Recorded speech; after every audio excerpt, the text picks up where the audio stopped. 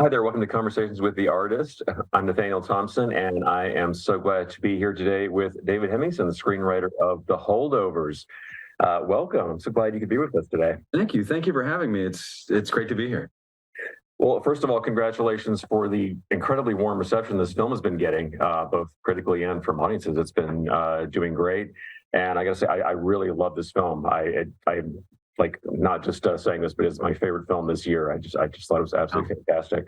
That is incredibly kind of you. Thank you very much. I'm glad it spoke to you. It was a very meaningful movie to me.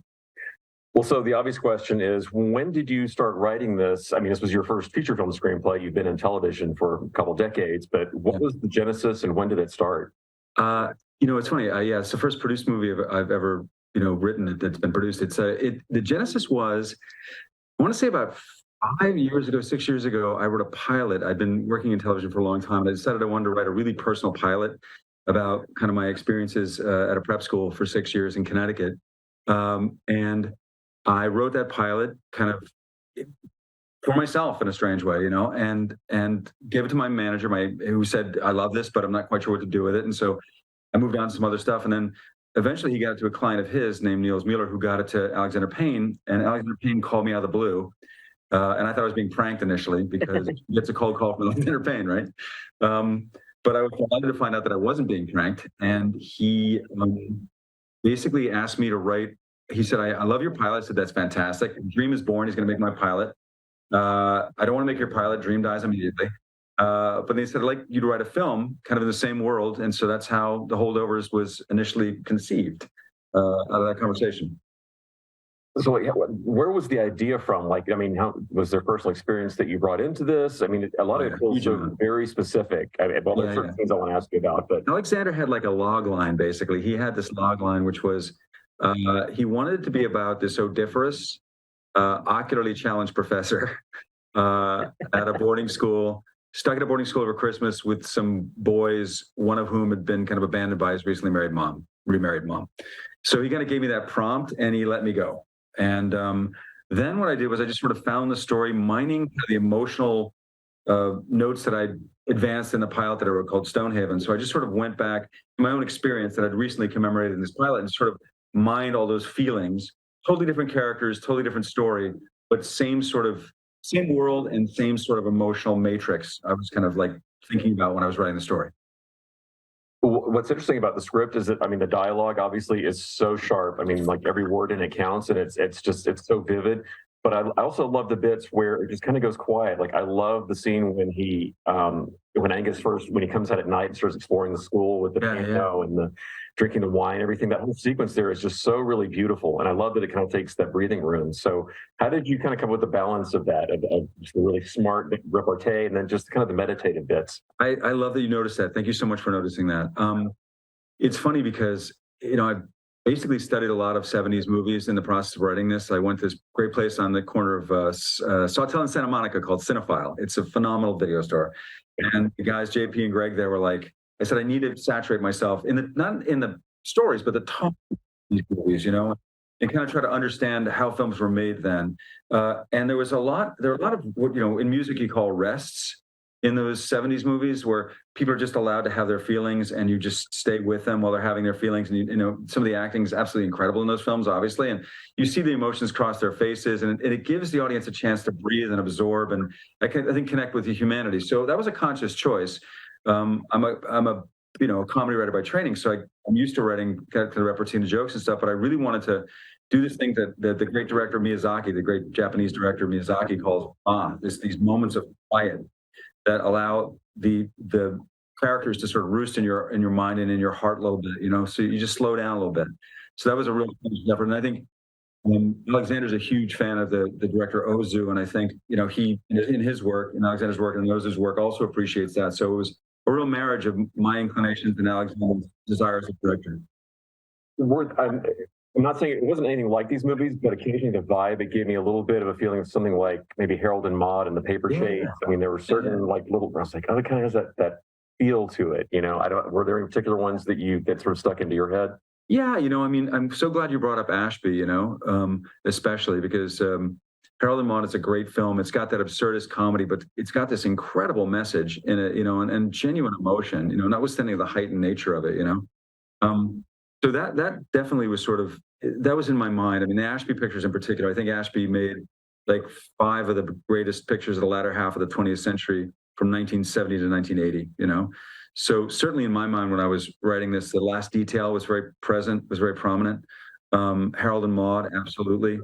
The Landlord, which is an early picture of his. These are very humanist movies, and I wanted to do that kind of humanist thing with the screenplay. And I knew those characters so well, the characters in the Holdovers. I mean, the boys are based on boys that I went to school with, and Paul's based on my uncle Earl, who raised me when my folks split up, and Mary's very much, emotionally that comes straight from my mom, and so there's my father's spirit is in there. So I was just sort of like mining all that stuff, those films, and also my personal emotional experience to try to get to that 70s vibe, Yeah. Something that's interesting is, if this had been made in like the 90s, people I think would have expected there to be more of a comeuppance for, you've got the character who's called, the Crown Prince of the Assholes, and you would think he'd get humiliated. Really, the worst thing is, he gets some snow burn on his face. Although Vickers' line is hilarious. But it felt realistic, like the way that it ends. It's like it's not really a bow-tied happy ending. It's not really a sad ending. It's like they kind of move on, and you really hope that, especially these 3 main characters, if they move on to a better place, you feel like they will. But that's the way life is. It doesn't just sort of smite down the bad guys as well. They're going to be rich jerks the rest of their lives, and that's their lot, and it's going to move on. Yeah, I mean, I couldn't agree with you more. I mean, thank you so much for picking up on that, because that's also what I was going for. It's like, Alexander and I both feel like people seldom change. For people to change, it takes some sort of cataclysm or some sort of epiphany, and those rarely come in our lives, timed in such a way that it motivates that kind of emotional change, Mm-hmm. So, people who are assholes like Koontz pretty much will be assholes going forward. And there might be a little comeuppance for them. But, I think what was beautiful about Paul's journey, and I always looked at it kind of like a novel, like, because I lived with these people in my mind and my heart, versions of them before the movie was written. So I kind of had kind of a backstory, almost like this Dickensian backstory for these people in my mind. So I kind of wanted to make the movie feel like we dropped in to this chapter, or these chapters in their lives, and then after he drives away, that their lives will continue. In my mind, they continue. So I didn't want anything to be too tidy. I didn't want anything to be too kind of tied up, like you say, tied up in a bow. Mm-hmm. I wanted it to feel like it was real life, but with just that little touch of justice and of sacrifice and of growth, that I felt was real and kind of noble. Like, I think what Paul does is so beautiful. What he does for Angus is so beautiful, because he's giving up everything for him. And then there's that critical mass moment when he's talking to Woodruff, and they give him the out. Like, Woodruff gives him the out. He says, just tell us how he slipped the leash, and you're pretty much copacetic, man. Like, just say it. We're waiting. And he says it was my idea. And I think that to me is real nobility. I mean, that's credible nobility coming from a person like that. But it's genuinely a beautiful sacrifice, in my opinion. Yeah, it is. And the fact that after that, when he sees Angus again, that there isn't, that overt, like, they don't hug. It's not like a, thank you for that. It's like they both know what happened, and it's that sort of exchange, and just the see you. Like, that's all it really takes, Yeah, because it felt that. I'm so glad you picked up on that one too, because that was absolutely what we were going for. Like, there were people on the day, and we were losing the light. That's nothing I'll ever forget. Like, we're losing the light. Like, it's kind of golden hour right now, And so this kind of light is on Dom, on Angus, but the sun's kind of like leveling into his eyes, so he's kind of squinting a little bit, and we're losing the light on Paul. So it's like, do we turn around on Paul? How fast can we go? And then there was this sort of groundswell around the actual scene, with people kind of whispering, they should really hug, they should hug. And Alexander and I, almost, because we're the Venn diagram of our perspective is like this. There's no daylight between Alexander and I in terms of how we see these things. And we're both like, no hugs. 1970s men would not hug, and it would be exactly what you said. It would be that sort of emotionally supercharged, but physically slightly remote encounter. Like that handshake is a hug in its own way. It's so, and they look at each other, in the eyes, and the kid just runs, because that's what kids do. That's what a 17-year-old kid will do. They'll just shout over his shoulder and take off, So, I mean, we just wanted that to be as real as possible.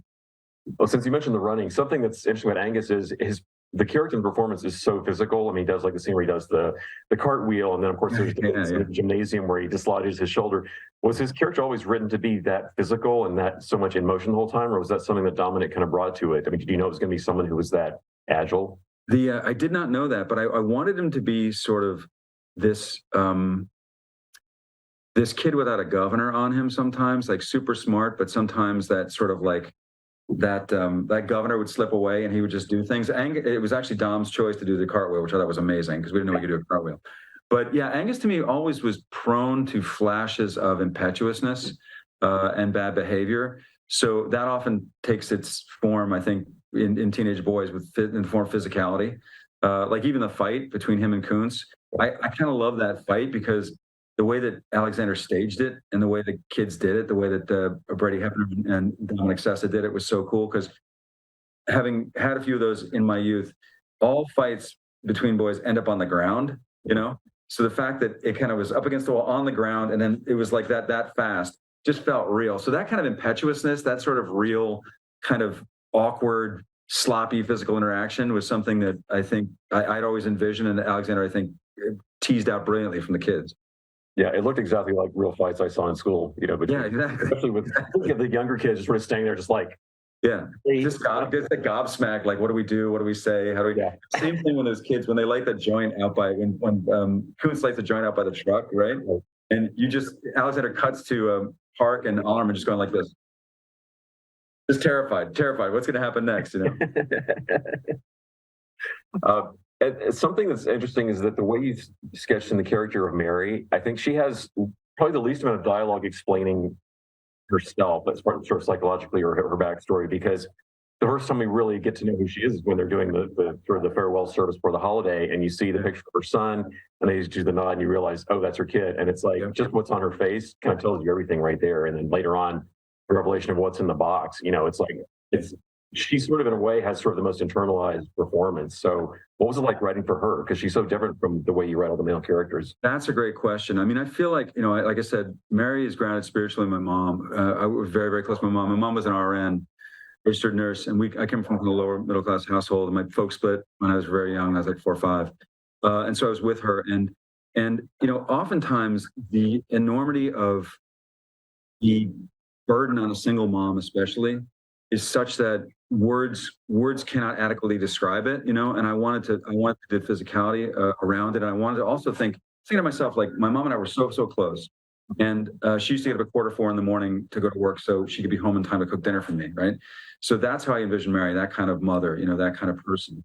And then I put myself in a position of like, okay, what if my mom had lost me at like 19, right?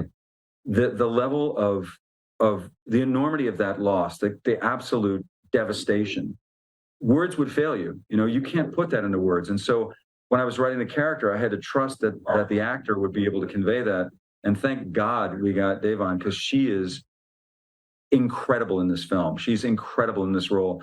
I mean, there's a couple of scenes in particular, like you see the rage and the pain and the anguish in the chapel. And then later on when she's listening to Artie Shaw at the party, you know, and you just see the happiness at the memory, and all of a sudden the memory curdles with the understanding of what happened. And she says, get me another drink. But Alexander kind of pushes in on her. So, I mean, that character would never have worked but for Devine and her absolute genius as an actor. I mean, she just inhabited that role and gave us so much emotion.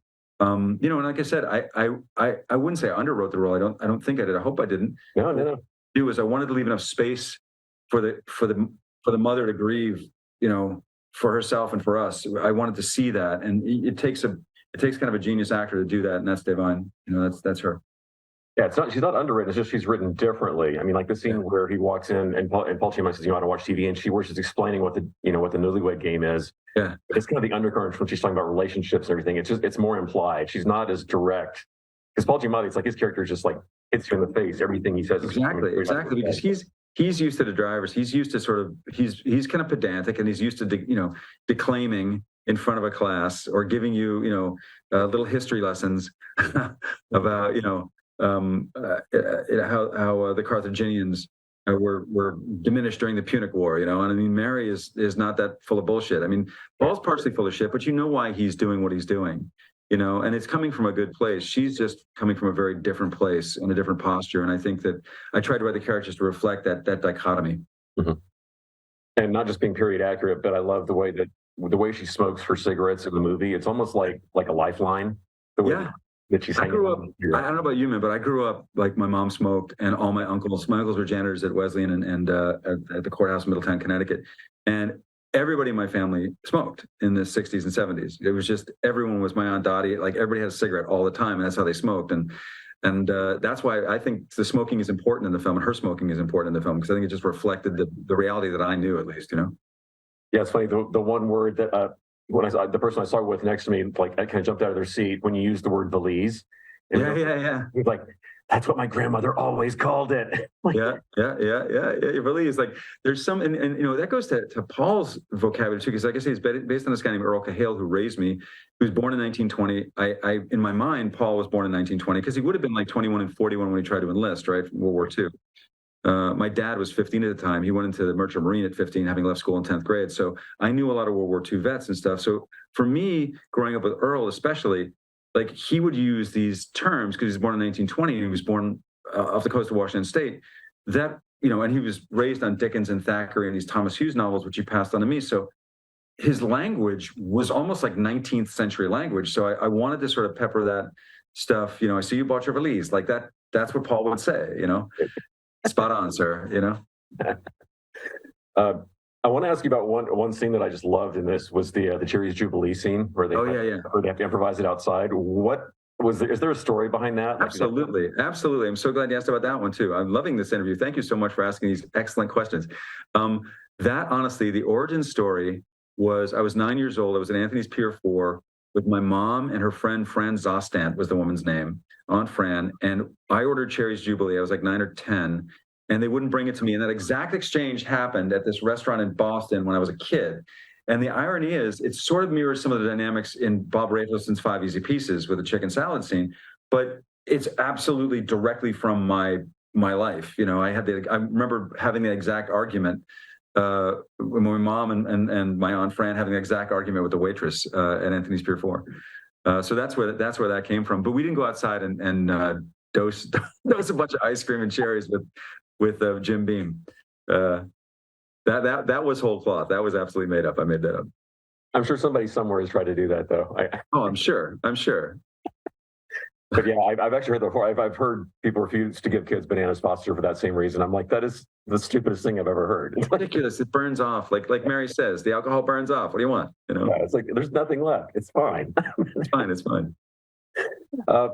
So what did it, this of course is only the second time that Alexander Payne has made a movie that he himself didn't write, Nebraska being the other one. So from your perspective, what is that like? I mean, that's kind of a rare situation. It was surreal. Like I said, man, when I got the call, and I'm like, would you write this movie for me? And he didn't want to write it because he's like, I haven't had the direct personal experience. And he read Stonehaven, that pilot that I wrote, and he goes, clearly you've lived this, Mm-hmm. I said, yeah, I lived it, body and soul for 6 years, because my dad was teaching at that school at the time. My father had, my father ran away from when he was 15 and then stayed away for 12 years, served in World War II, got campaign ribbons from both theaters of war, and then went on into the Korean War, into the Navy. And so, he was teaching at this school, having had a 10th grade education and graduating Yale and the GI Bill. And I just absorbed this experience, I think, in such a granular way that when he read the pilot, he was like, can you do that kind of level of honesty or that level of specificity? I can't do it. Would you write it? Mm-hmm. And it was emotionally fraught too. So all these emotions were happening. So I think that came through in the pilot. I think I tried to put that in the movie. I think he sensed that I would try to do that. And what he did was, it kind of started with, as a threshold matter, we were like, okay, 1950 to 1970, when's it set? That was the first question. Mm-hmm. And he said, what do you think? And he's an incredibly generous collaborator and a brilliant artist. He really is. And he was sort of like, you want to know my opinion? And I said, well, I immediately said 1970. And he said, why? I said, well, 2 reasons. At the time, it was about 2018. I said, 2018 has more in common with 1970 than it does with 1958. The horrible racial inequality, the kind of the haves, the have-nots, everything that was going on, like a forever war. He's like, great, okay, point well taken. I think that's excellent. And then I said, I think Peter Weir kind of owns 1958. And he stopped and he said, "What do you mean?" I was like, "Oh, I have a foot wrong." I said, I don't think we want to do Dead Poets Society, you know? And so that, you know, being able to be that candid with each other was immediate kind of test of our trust, which we both passed. And, you know, he just was sort of like, what I do is I'd write a story. I started writing a series of kind of short stories or presses, and I would send them to him, and he'd be like, "I like this element," or "I don't like this element." And eventually it evolved. It actually pivoted. It started being more about Paul and Paul's sort of shattered romantic past. And then a couple of iterations in, he was like, "I want you to think in terms of the kid, because the kid is the future. You know, the Angus character is the future." And so that really opened it up for me. And, you know, I quickly got up to the point where the helicopter showed up because I want to get rid of the kids. And then he and I talked about the helicopter, and I was very insistent. He's like, "It just feels like Deus Ex Machina, you know?" And I said, "That's the point." I said, "These are rich people. They Deus Ex Machina stuff all the time, you know?" And when we were actually at Deerfield, so we wrote it, and you know, he was convinced. We'd have this lovely dialogue, but I'd send him pages, I'd send him an act at a time, and he'd have notes, and he'd send it back to me, and I'd rewrite, and we eventually got to the shooting draft. And when we got to shoot the helicopter scene at Deerfield, actually what happened was we wanted to land it on the quad, and they were like, we need a $350 million insurance policy to land this helicopter. And we're like, that seems exorbitant. And they said, well, if one of the rotors clips one of these buildings from 1798, then there's no way you could begin to replace that. And we were like, oh God, I desperately want to hang on to that scene because we didn't really have a fallback position for it, right? And then one of the trustees leaned forward and said, well, why don't you just land it on the football field? And we were like, why? And he said, well, that's where the parents normally land their helicopters. You know, so I was like, oh God. So I kind of looked at AP and I was like, did I tell you? Did I say the thing, right? With the rich people, they're different. You know what I'm saying? So it was that level of kind of like really just good-natured camaraderie. I would just send it to him and we'd alter it. And even on the day on the shoot, you know, if anything needed to be adjusted or, you know, I kind of whisper in his ear and we kind of talk about it. I also produced the film. So, you know, it was the first time since Nebraska that someone has written for him, but I consider it to be a great honor, you know, and my whole goal was I knew his work extremely well. And like I said, our tones are sort of like no daylight between what each of us thinks and feels about cinema. Mm-hmm. So I tried to honor, you know, knowing he was a great director, try to honor that vision going forward. And I hope I succeeded. I hope I did. Oh, absolutely. I mean, it's a film that feels very much in its place. As soon as it starts, you got the vintage R-rated logo pops up. Yeah. Copyright 1971 and Roman numerals at the bottom, and the title and all that. It does, but then also it really captures that feeling that I think is universal. That sort of, you know, that like when you're a teenager, it's like people expect you to have your whole, you know, life course mapped out for you, and you feel like there's something that's going to get you. And if you make a stumble, that's it, you're screwed. You know, and you sort of use Vietnam as like, if I go to military school, I'm going to get sent there. You know, it doesn't even say Vietnam. They don't say Vietnam specifically. But it really captures that feeling like you're sort of like on the edge of a cliff the whole time when you're growing up, you know, that scary feeling of it, you know, I think it just really nailed it perfectly. Thank you.